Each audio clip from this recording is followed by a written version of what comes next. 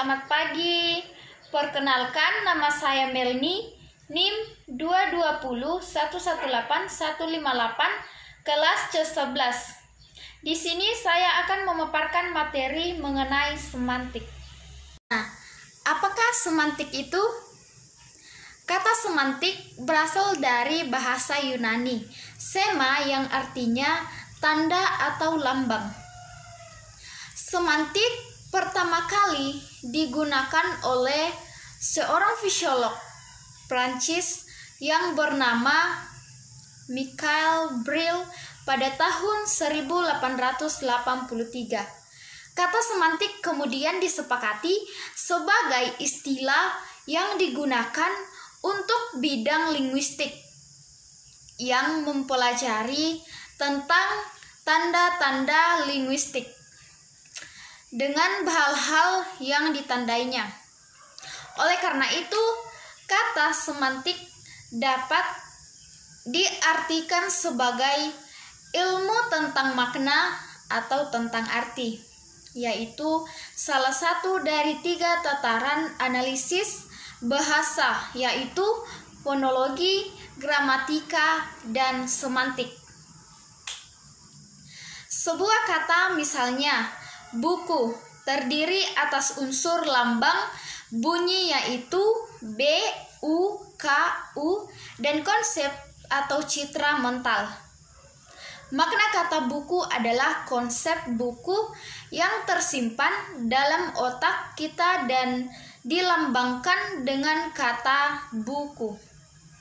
Sedangkan lambang bahasa dengan referen atau objeknya tidak berhubungan langsung dengan garis-garis putus karena harus melalui konsep. Dengan demikian dapat disimpulkan bahwa semantik mengkaji makna tanda bahasa, yaitu kaitan antara konsep dan tanda bahasa yang melambangkannya. Dalam analisis semantik juga harus disadari karena bahasa itu bersifat unik dan mempunyai hubungan yang sangat erat dengan masalah budaya. Maka analisis suatu bahasa hanya berlaku untuk bahasa itu saja, tetapi tidak dapat digunakan untuk menganalisis bahasa lain. Contohnya, kata ikan dalam bahasa Indonesia merujuk pada jenis binatang yang hidup dalam air dan bisa dimakan sebagai lauk. Dan dalam bahasa Inggris separan dengan fish. Tetapi kata iwak dalam bahasa Jawa bukan hanya berarti ikan atau fish, melainkan juga berarti daging yang digunakan sebagai lauk. Hakikat makna. Menurut teori yang dikembangkan dari pandangan Ferdinand de Saussure, makna adalah pengertian atau konsep yang dimiliki atau terdapat pada sebuah tanda linguistik. Menurut de Saussure, setiap tanda linguistik terdiri dari 2 unsur, yaitu yang diartikan dan yang mengartikan. Yang diartikan sebenarnya tidak lain daripada konsep atau makna dari sesuatu tanda bunyi, sedangkan yang mengartikan adalah bunyi-bunyi terbentuk dari fonem-fonem bahasa yang bersangkutan. Dengan kata lain, setiap tanda linguistik terdiri dari unsur bunyi dan unsur makna. Kedua unsur ini adalah unsur dalam bahasa atau intralingual yang biasanya merujuk atau mengacu kepada sesuatu referen yang merupakan unsur luar bahasa. Dalam bidang semantik, istilah yang biasa digunakan untuk tanda linguistik itu adalah leksem, yang lazim didefinisikan sebagai kata atau frase yang merupakan satuan bermakna.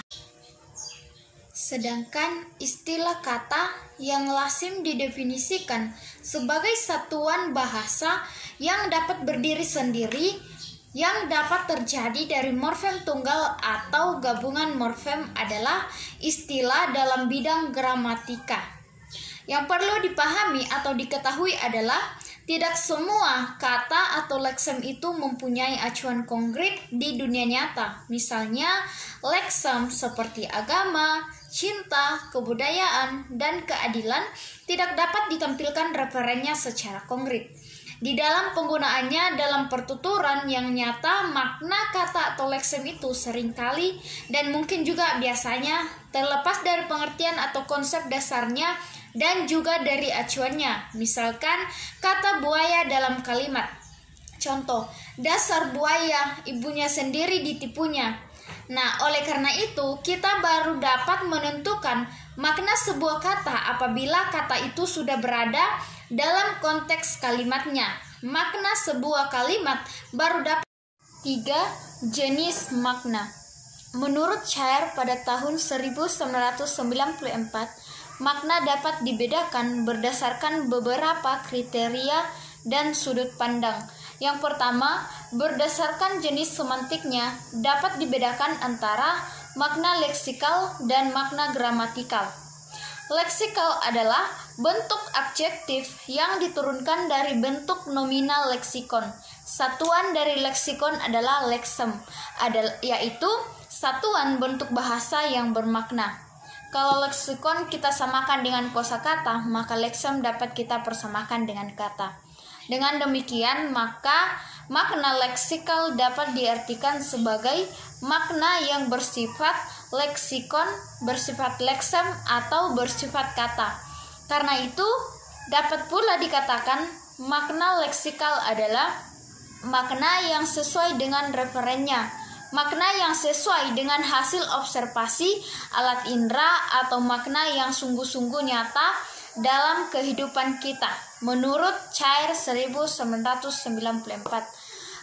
umpamanya kata tikus, makna leksikalnya adalah sebangsa binatang pengerat yang dapat menyebabkan timbulnya penyakit tifus.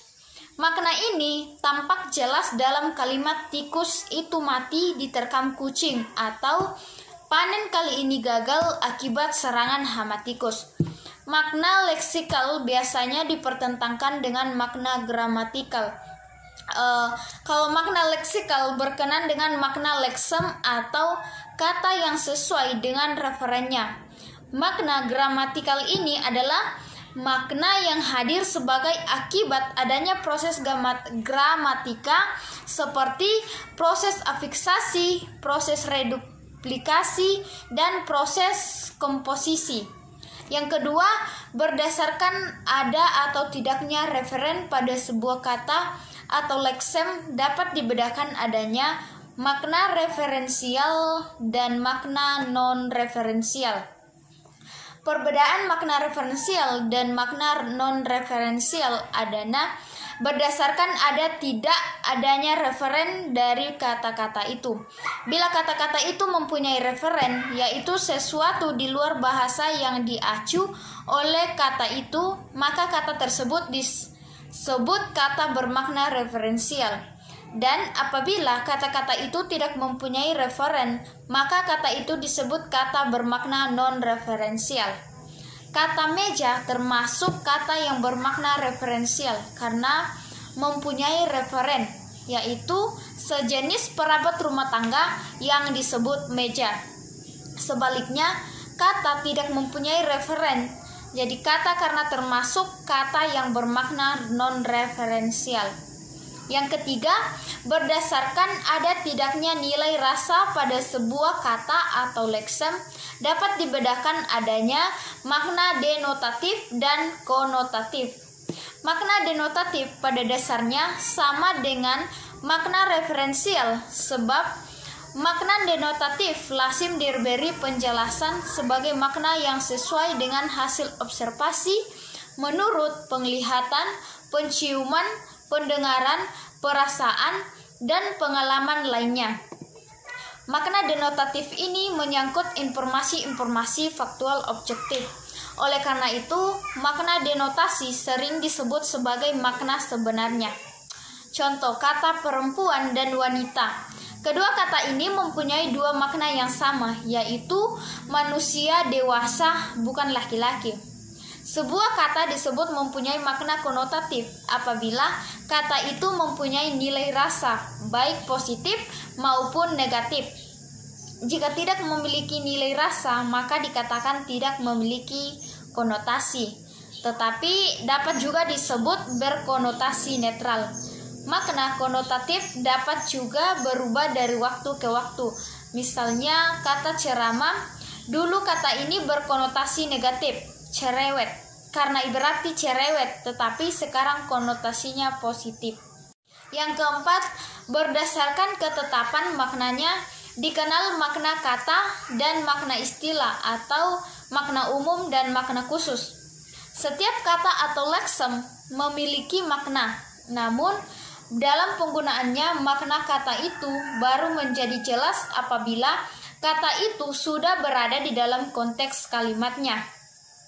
Berbeda dengan kata, istilah mempunyai makna yang jelas, yang pasti, yang tidak meragukan meskipun tanpa konteks kalimat. Oleh karena itu, sering dikatakan bahwa istilah itu bebas konteks. Hanya perlu diingat bahwa sebuah istilah hanya digunakan pada sebuah bidang keilmuan atau kegiatan tertentu.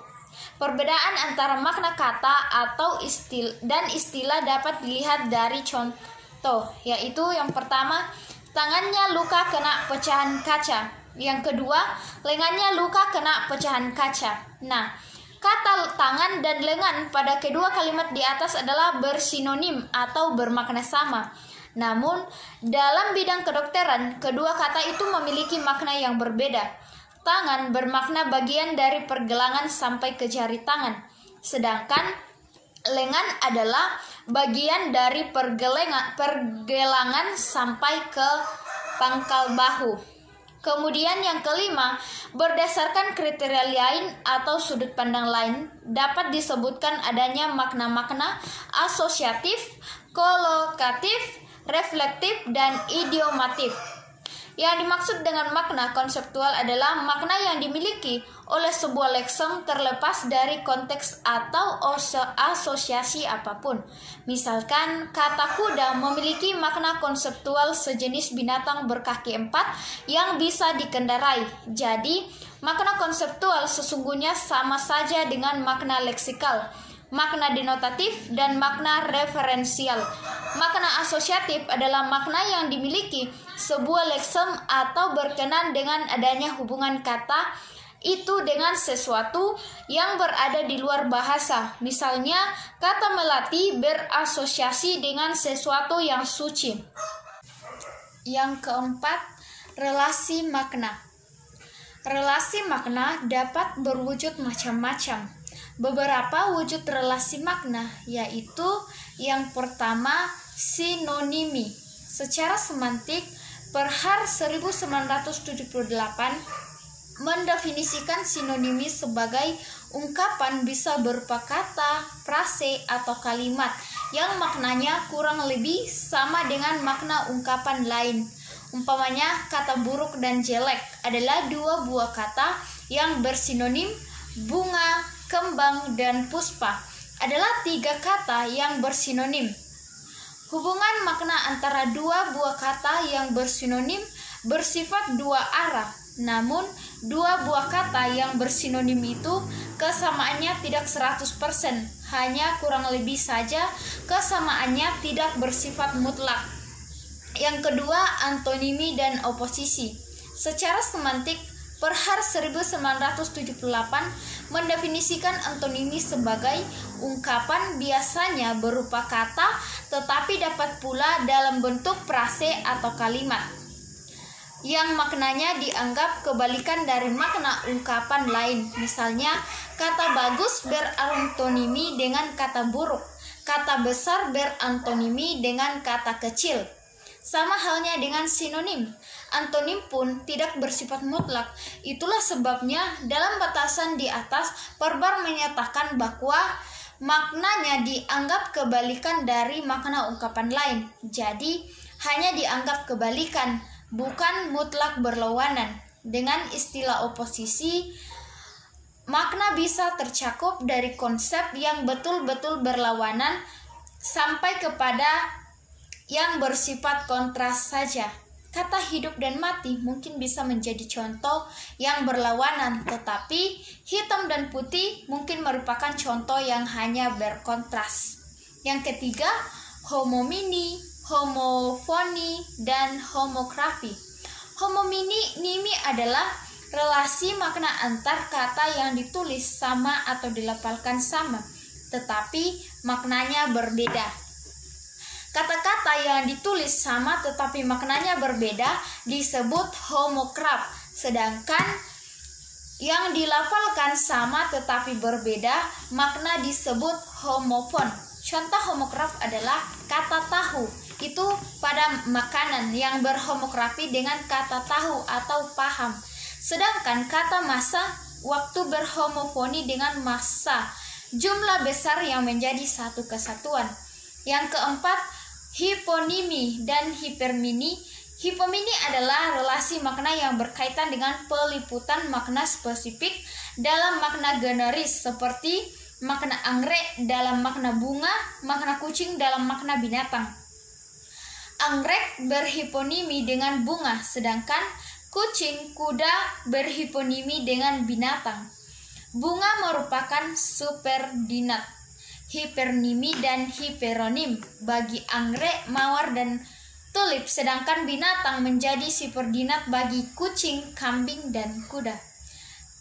Yang kelima, polisemi. Polisemi lazim diartikan sebagai satuan bahasa, terutama kata dan bisa juga frase, yang memiliki makna lebih dari satu. Misalkan, kata kepala dalam bahasa Indonesia memiliki makna yang pertama, bagian tubuh dari leher ke atas. Yang kedua, bagian dari suatu yang terletak di sebelah atas atau depan, merupakan hal yang penting atau terutama, seperti kepala, kepala meja, dan kepala kereta api. Yang ketiga, bagian dari suatu yang berbentuk bulat seperti kepala, pada kepala paku, dan kepala jarum.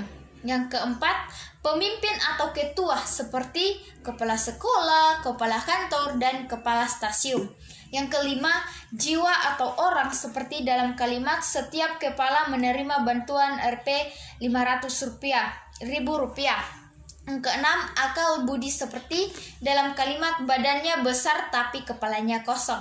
Yang keenam, ambiguitas. Ambiguitas adalah sering diartikan sebagai kata yang bermakna ganda atau mendua arti. Kegandaan makna dalam ambiguitas berasal dari satuan gramatikal yang lebih besar, yaitu frase atau kalimat yang terjadi sebagai akibat penafsiran struktur gramatikal yang berbeda. Misalnya, frase buku sejarah baru dapat ditafsirkan sebagai satu, buku sejarah itu baru terbit. Yang kedua, buku itu berisi sejarah zaman baru. Yang ketujuh, redundansi. Istilah redundansi sering diartikan sebagai berlebih-lebihan pemakaian unsur segmental dalam suatu bentuk ujaran. Umpamanya, kalimat bola ditendang si Badri. Maknanya tidak akan berubah bila dikatakan bola ditendang oleh si Badri. Pemakaian kata oleh pada kalimat kedua dianggap sebagai sesuatu yang redundansi, yang berlebih-lebihan dan sebenarnya tidak perlu. Yang kedelapan, meronimi. Meronimi adalah relasi makna yang memiliki kemiripan dengan hiponimi karena relasi maknanya bersifat hierarkis, namun tidak menyiratkan pelibatan searah, tetapi merupakan relasi makna bagian dengan keseluruhan. Contohnya, atap bermeronimi dengan rumah. Yang kesembilan, makna asosiatif. Makna asosiatif merupakan asosiasi yang muncul dalam benak seseorang jika mendengar kata tertentu. Asosiasi ini dipengaruhi unsur-unsur psikis, pengetahuan, dan pengalaman seseorang. Oleh karena itu, makna asosiatif terutama dikaji bidang psikolinguistik. Makna denotatif, villa adalah rumah peristirahatan di luar kota. Selain makna denotatif itu, bagi kebanyakan orang Indonesia, villa juga mengandung makna asosiatif seperti gunung, alam, pedesaan, sungai, bergantung pada pengalaman seseorang. Yang ke-10, makna afektif. Makna afektif berkaitan dengan perasaan seseorang. Jika mendengar atau membaca kata tertentu, perasaan yang muncul dapat positif atau negatif. Kata jujur, rendah hati, dan bijaksana menimbulkan makna afektif yang positif. Sedangkan korupsi, dan kolusi menimbulkan makna afektif yang negatif. Yang ke-11, makna etimologis. Makna etimologis berbeda dengan makna leksikal karena berkaitan dengan asal-usul kata dan perubahan makna kata dilihat dari aspek sejarah kata. Makna etimologis suatu kata mencerminkan perubahan yang terjadi dengan kata tertentu. Melalui perubahan makna kata dapat ditelusuri perubahan nilai, norma, keadaan sosial, politik, dan keadaan ekonomi suatu masyarakat.